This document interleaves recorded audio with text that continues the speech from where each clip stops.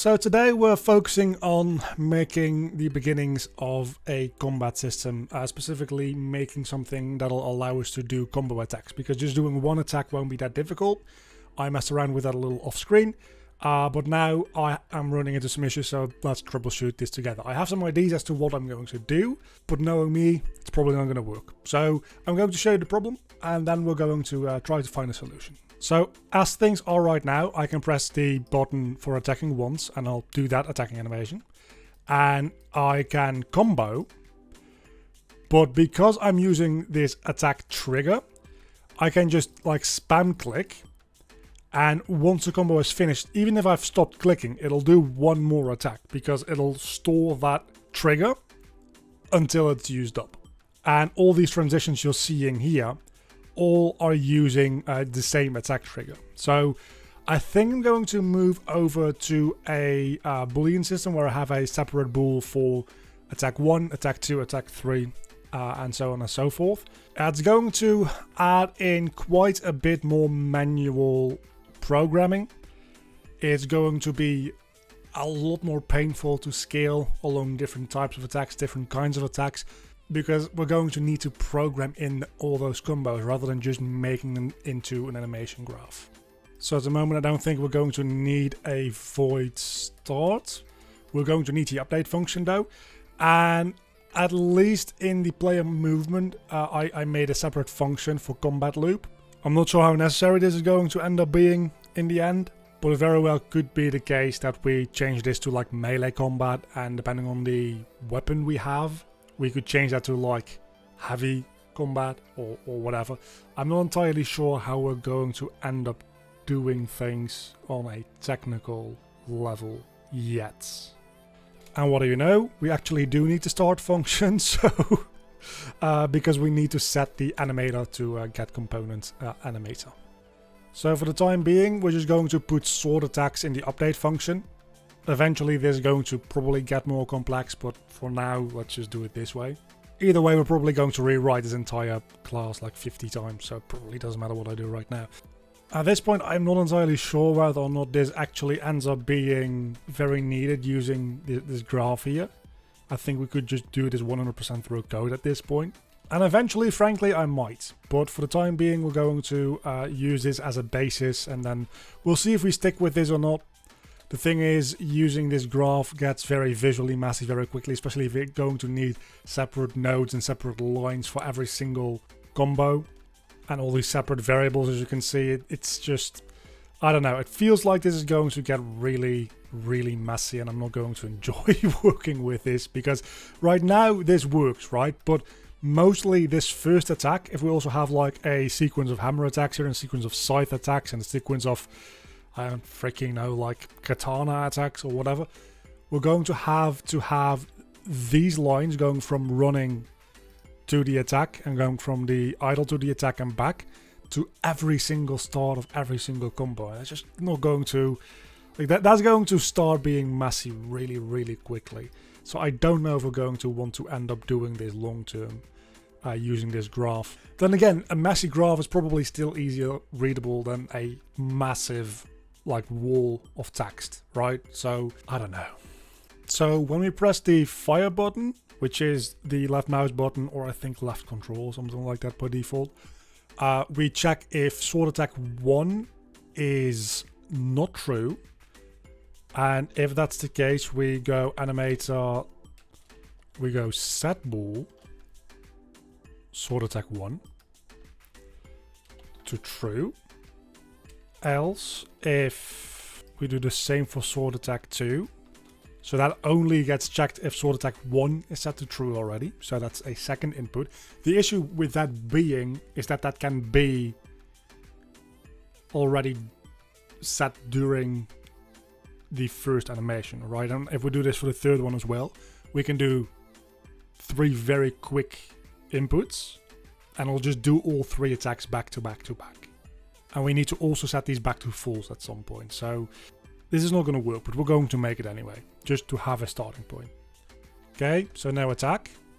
And now we are looping one attack. If we press the button again, we should be looping. We have all 3 attacks now. So one thing that I didn't think about is the fact that there also needs to be a transition going from there back to idle as well, obviously. Because if we only do the first 2 attacks, we also need to go back to idle afterwards. So if we do that, now we're stuck looping there. That's a start. That is a start. Okay, the combo actually works. And if I stop after the second, that is an issue. That is an issue. That is an issue. So if I stop after the second, I need to cycle through the third before I can start the combo again. Okay, let's get rid of all this because I have a new idea. And then is name. And that returns a bool in and of itself. So we just check this. If the name is sword attack 1, we go animator set bool sword attack 2 to being true. And we just copy that and we check for sword attack 3. And then I guess for the last one we check. Let's actually do something slightly differently. So we're making an integer and we just call it combo counter. And what we do is before anything else on every sword attack, we first and foremost check if the button is being pressed. If yes, we check whether or not we're allowed to be pressing the button again. So for that, we also need a cooldown time. So that can be a float cooldown time. So we do another if statement and then we go, by default, that can be like 0.3 or something like that. And then the float last clicked. Then we can check time. In theory that works, right? No, does not. Minus last clicked is greater than or equal to cooldown time. So this should check the current time against the last time we clicked or we attacked. And if the answer here, so let's say this is 20 seconds of game time and the last time we clicked was 3 seconds of game time. This should be 17, which is greater than 0.3, so we go on. But let's say it's 1.2 seconds and last time we clicked was 1.1 second. This will be 0.1, which is smaller than that, and it won't move on. Okay, that makes a lot of sense to me. Then, if that is the case, we can go combo counter plus plus. So it will start at 0. And then we can simply... Well, nothing is simple here, clearly. But we can throw in another if statement. And that is... If combo counter is 1, that means we are doing the first attack. Right? So in that case, we can set the bool for sword attack 1 to being true. Then if combo counter is equal to 2, but we also check whether or not this animation is being played, we can set sword attack 2 to being true, but we also set sword attack 1 back to being false. Then we can do the exact same thing again, but instead we check for combo counter being equal to 3, and if sword attack 2 is being played, we copy over this again, we set attack 3 to being true, attack 2 to being false, and since we're at combo counter 3 now, we can set combo counter back to 0 because that's the end of our combo. And then all of this can just go away. Alright, let's give this a shot, see if it works. We need to reset the combo counter. Also, if we break out of the combo earlier. Fuck me. Okay, this is the input portion of that. But now we also need to separately... And then we can find the... of layer 0. And then we can find the normalized time. And we can check whether or not that is... Normalized time means that it's on a scale from 0 to 1. So we can check if that is... like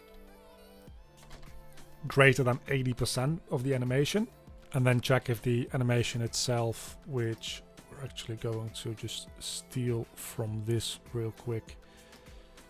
It's a very long line of code. I am aware.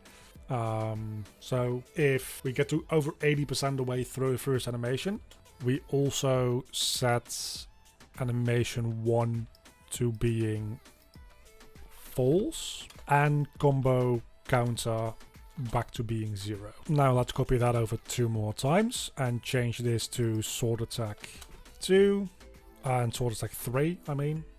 So let's put some comments. Animation exit bool resets. And this is animation attack inputs. Clearly this is not yet working. I don't know why this combo counter bit snuck in there. That definitely should not be in there. Combo counter has nothing to do with any of this going. Okay, 1 attack, 2 attacks, and then we start back. Okay, I think I'm not making it to the 3rd one. That's a fucking start, isn't it? 3rd attack just will not happen. Okay, spam clicking works again. That's fantastic. 3rd attack still refuses to fucking happen though, which is just a bit odd. This is not a solution once again, but let's just make this animation slower. It was playing at twice speed. Just play it at normal speed so we have more of an opportunity to click the button during the animation. Okay, so that literally was just the issue.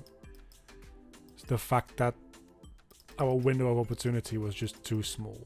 Okay, so our combo system works. We just need animations that work better with it. Like this one is 60 frames, which means that if we're playing at 60 frames per second, at 2 times speed, it's 30 frames, which is half a second. And in order to reliably get through this, we really needed it to be at 1 time speed. So all of our attack animations are going to have to be at least 60 frames long.